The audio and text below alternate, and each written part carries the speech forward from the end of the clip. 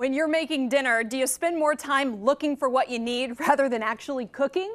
Today, our go-to expert for solving all our storage needs puts his chef hat on, so to speak, helping us organize the spice rack. I'd like to welcome back Michael Saunders, owner of Shelfgenie of Columbus. Thank you for being here. It's always great to be here. Thank you for helping us and inspiring us to finally organize our kitchen. I was telling you during, right before the show, what my spice cabinet looks like. It's a disaster. I need your help. Everybody does, because everybody's is a disaster. Okay, that makes me feel better. Do you see a lot of that where we just buy new stuff, so we cram it on top of the old stuff? Yeah, and I mean, even me at home, before I did some of our solutions, as I did our solutions, I was going through to put my spices away, and I'm like, why do I have 3 of these? Yes, exactly. You forget what you have in your counter because you can't always see what's lurking in the dark corner back there. And everybody's buying some gadget to try and fix the problem. Yes, yes. Okay, so when it comes to fixing our spice rack in the kitchen, you have some fantastic solutions. Tell us about the options. So the #1 solution is get them out of the upper cabinet.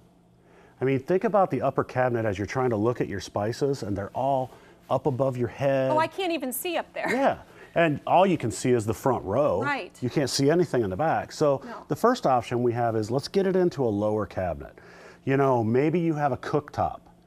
Underneath cooktops, typically what we see is a false front and there's no drawer there. Right. Well, guess what we can do? We can put a drawer there.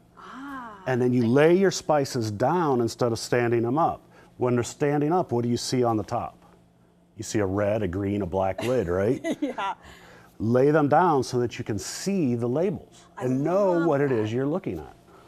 Why have we not been doing that all along? That's genius. Because our mother-in-law put them up in the upper cabinet when we moved in and we left them there.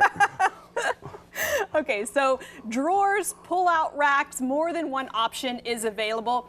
How does this work with the glide outs? So the glide outs, I mean, as you see in the picture there, that is what we call a glide out. You can see how close that is to the top of the upper cabinet. We don't need a ton of space. And we're just laying them all down so you can see the labels, making them pull all the way out, which means you can get to the spices on the very back of that glide out as easy as you can the ones in the front. Now, let me ask you this. Sometimes, you know, we might buy a small container of garlic, but we need a big container of salt. Is that adjustable?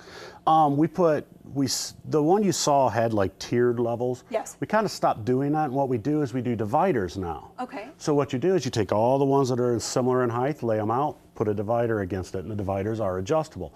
The next different height, and you group things of like heights together. That's perfect. I love it. I need it. Okay, so it is also, your organization can also apply to other rooms in the house, actually pretty much any room of the house, is that right? Yeah, I mean, people kind of pigeonhole us into the kitchen and pantries, but we're doing more bathrooms than ever this year.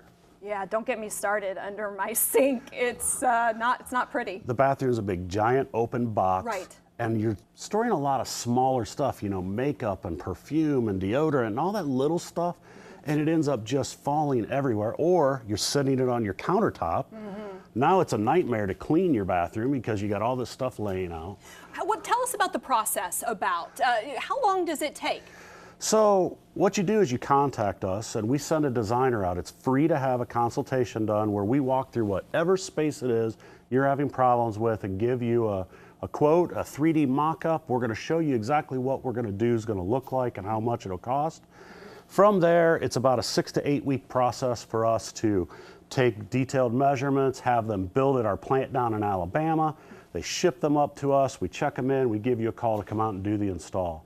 Most of our installs, probably 90% of our installs are a 1-day process. Oh, wow. But it does take us some time to build because this stuff's not sitting in a warehouse. No, it's custom. It's very custom built to you. So if it interferes with a hinge, we make it a little smaller. If it doesn't, we make it a little bigger. If there's a pipe, we'll cut a U around it. We make everything very custom to your situation. So functional, and it all starts with a phone call to Shelfgenie. Where do they call? What's the website?